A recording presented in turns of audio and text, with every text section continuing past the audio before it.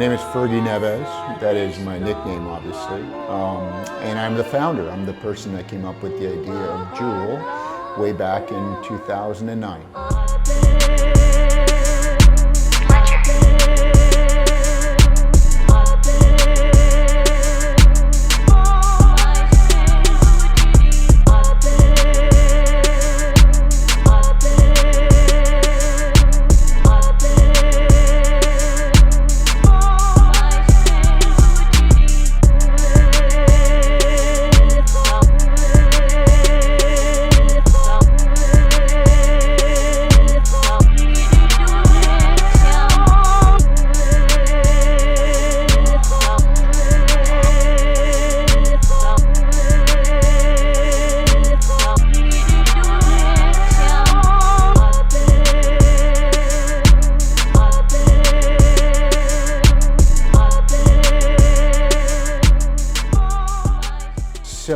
Well, back in 2009, Canada Basketball introduced a new model, and it was based on the number of hours you're training in comparison to competition. And at the time, I was still coaching. I ran one of the biggest tournaments in the province called the Battle for Breast Cancer, and knew a lot of coaches. When the announcement came out, a lot of people were unhappy about some of the changes. And at that point in my life, I felt, hey, you know, maybe I can work on an idea that works within the framework of the Canada Basketball model and bring it to these clubs. And that's really where it all began.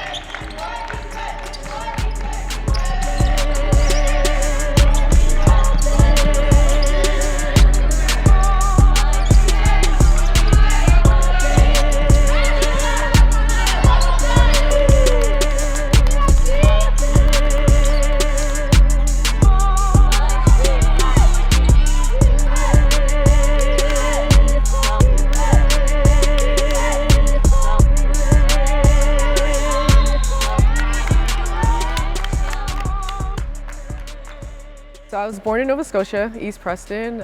Started playing basketball just in the community. It was a popular sport. Once I was 10 years old, my family knew that I had talent, so we moved to Toronto, specifically Brampton, to help my basketball career. When I was 10 years old, I played for Brampton Warriors, and then ever since that, I went on to play for Team Ontario in grade 7. From grade 7, I went on to play Team Canada, the U16 cadet team.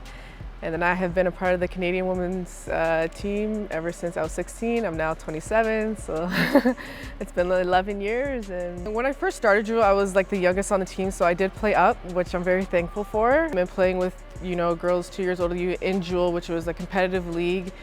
I really think that really helped my growth as a basketball player. You know, JUEL weekends, we always look forward to JUEL weekends, practicing every week, and you know, always want to get as many wins as we could JUEL weekends, you know, to hopefully be the champion of the JUEL League. When I was playing, it was just high school in JUEL. I went to St. Emmy Campion, where I played for the Bears.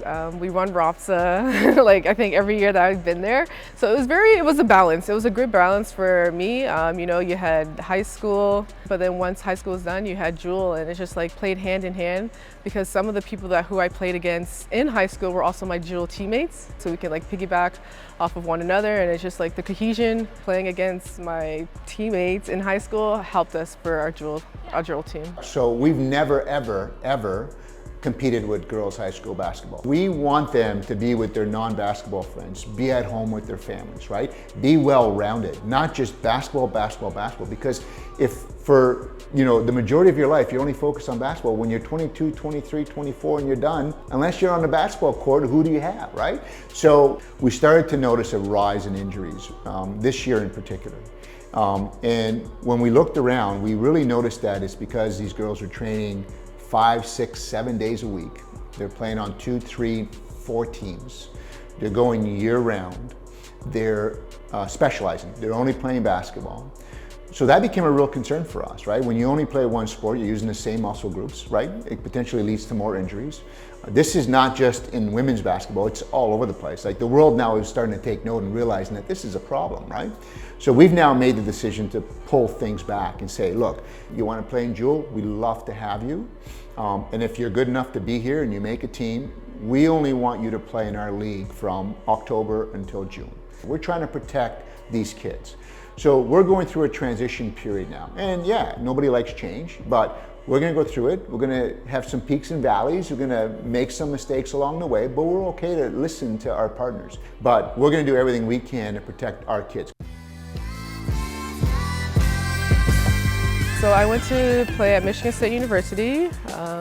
I stayed there for 4 years. I went to the School of Education to become a teacher, and then playing there it was different, but I was also prepared for it because the pace of the JUEL game was so fast, so I was kind of used to the physicality, so that really helped my transition into the NCAA, and I think that I was better off, honestly, than some of my American teammates because I was just so used to it. I was well conditioned.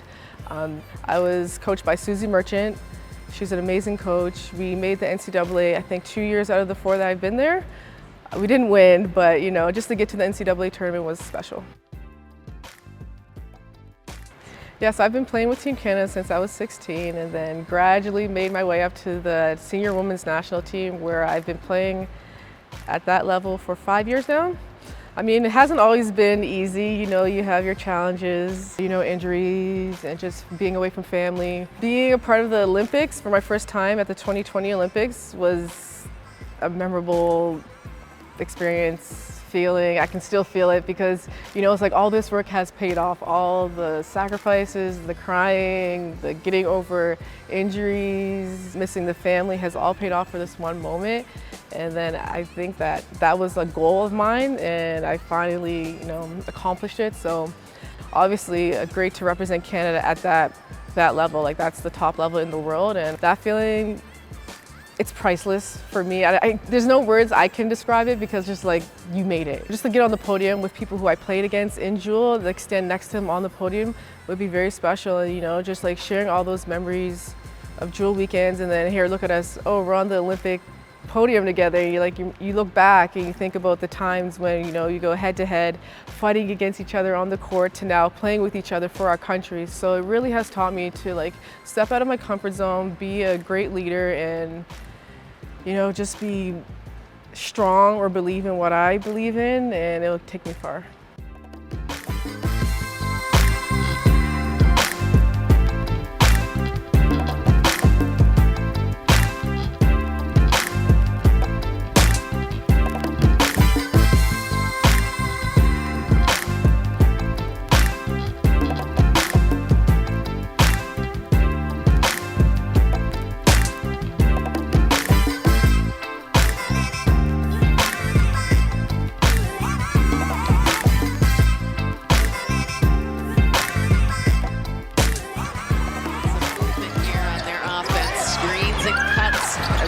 This offense. Carlton open for 3. A lot of Asian fans in here. A lot of Asian Wilson fans. I mean, I'm a fan at this point. This is unbelievable. It's going to be, no one can grab that big of a lead or that much momentum. Big shot by Marissa Russell. Enough time to do something with it. Takes it into the elbow and will hit. Understand the clock is winding down. San Antonio recovering, contesting, and Sam just elevates into a jump shot, fading to her left, knocking it down right at the buzzer.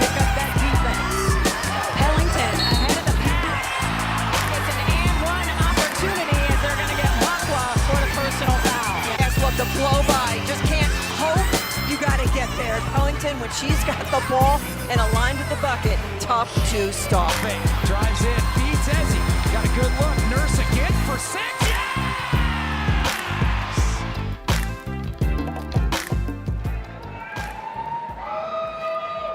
With the 6th pick in the 2024 WNBA draft, the Washington Mystics select Aaliyah Edwards, University of Connecticut.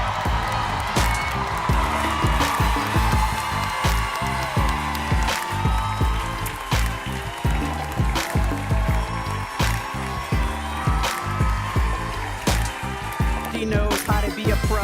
Not only because she went to UConn and they produce great pros, but she's played with the Canadian. Didn't want them to think there was 10. Clark. Oh my! Welcome to the national championship game. The moment doesn't get bigger. And this woman continues to beat the man. Last possession, Iowa has switched up to a zone defense. They will continue to switch their defenses all game long. Oh, Reeves able to dip it in. Beautiful. Gets it back to Clark with space. She got it. Third three of the quarter. Carson at 21 points in the first half. Reese wants it. Using the jab step. Reese nuzzles in and finishes. Lead is back. It's time. Yeah, it's time for women basketball heroes. It's time for a women basketball team. The new WNBA team will have the power to bring people together at the stadium, in people's living rooms, restaurants, and bars. It will give people another reason to cheer for Toronto, boast pride and passion for our city.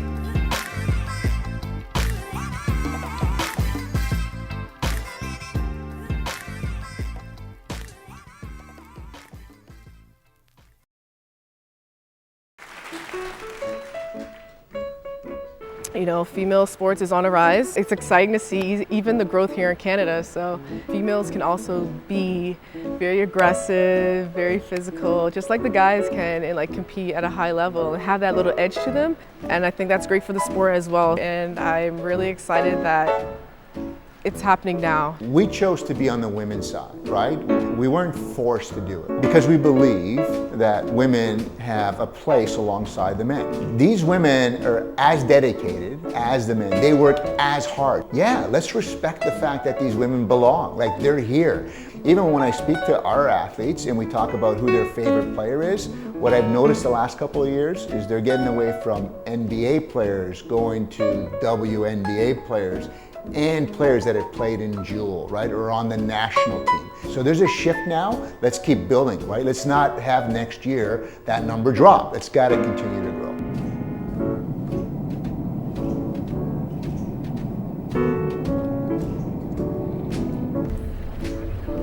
Wish I knew how it would feel to be free.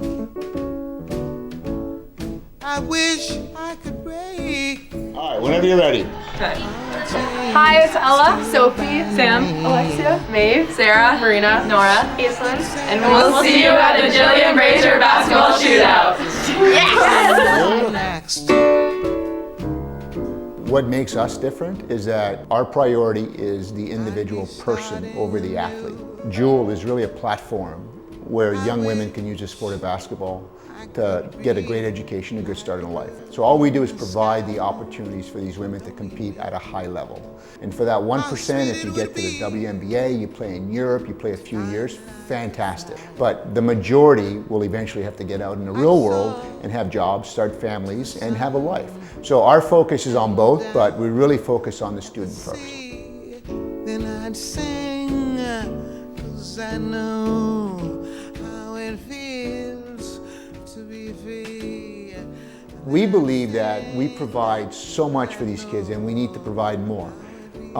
We want to continue to grow and develop that. I think that eventually if we continue to do what we do, people will want to be in our league. That's the vision. Let's continue to work. Wish I could break things that bind us apart.